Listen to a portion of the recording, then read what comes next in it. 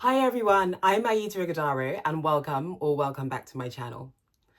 Now, while this is not a political channel, there has been so much change recently with the second presidency of Donald Trump that I thought it might be useful to do a recap on what the presidency has meant so far for the art market.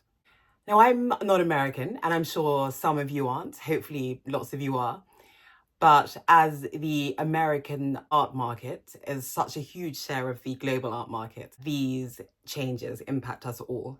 In fact, according to a report put together by Dr. Claire McAndrew for UBS Bank and Art Basel, the US accounted for 43% of the value of all art sales in 2024.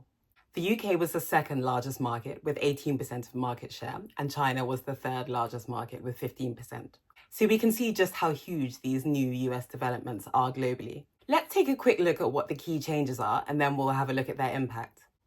Crucially, there's been massive disruption to both institutional funding mechanisms and international trade. Looking first at funding, President Trump has significantly reduced federal arts funding during his first 3 months in office. Agencies including the National Endowment for the Arts, the National Endowment for the Humanities, and the Institute of Museum and Library Services have had their budgets severely reduced and faced staffing cuts. The Challenge America grants serving underserved communities, as I understand, have been cancelled, and the National Endowment for the Humanities have redirected funds to other projects, such as the National Garden of American Heroes. Now, in terms of international trade, let's talk tariffs. Tariffs on imports have been instated, with particularly punitive tariffs on Chinese imports.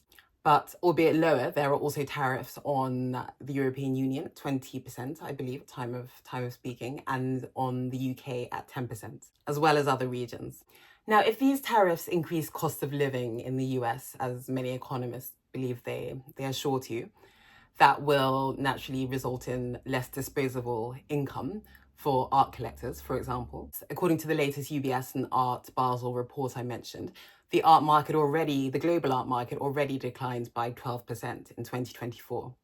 So this decline is likely to continue, perhaps exacerbated by the new legislation. At the very top end of the market, they may have enough income to weather the storm and continue buying. So it will be interesting to see what happens there. That high-end market may decline at a slower rate than for the mid-market works. And perhaps new and emerging artists may even experience a boost in the US, given the newfound budget constraints of collectors. But I would expect to see the reported cooling of the market overall continue in the short and midterm. Then there are different regions to consider, and a possible upside for artists and art from outside of the US is that global collectors may decide to buy more local or non-US art that is not subject to tariffs, if indeed tariffs encompass artworks, and that's something that's still being debated now. But that doesn't include tariffs or any controversy in terms of legislation and funding. So there may then be an upside for regional artists across the globe. But what does the new Trump administration mean in terms of global relations in art, cultural soft power, and let's put it quite crudely, just the vibe, the general vibe for artists and art world stakeholders, particularly those in the US? It's too early in this administration for figures, but there is some anecdotal evidence that many artists are concerned. I personally have a celebrated artist friend in the US who is now in the process of moving from the US, and a number of other artists are said to be relocating. Ultimately, it's important to note that the legislation and the strategy seems to be constantly changing, so we will have to watch this space. It'll be interesting to see how the scenario evolves. Where funding has been cut, will there be new models that emerge to fill the gap, or will there be, sadly, a decline in arts programming in US institutions, or at least programming as we know it? I'd love to know your thoughts, and any sensible comments, do please leave them down below. And if you enjoy this content, it would be so very much appreciated if you could like and subscribe for more arts related content and events coming up. Lots coming up. Thank you so much for watching.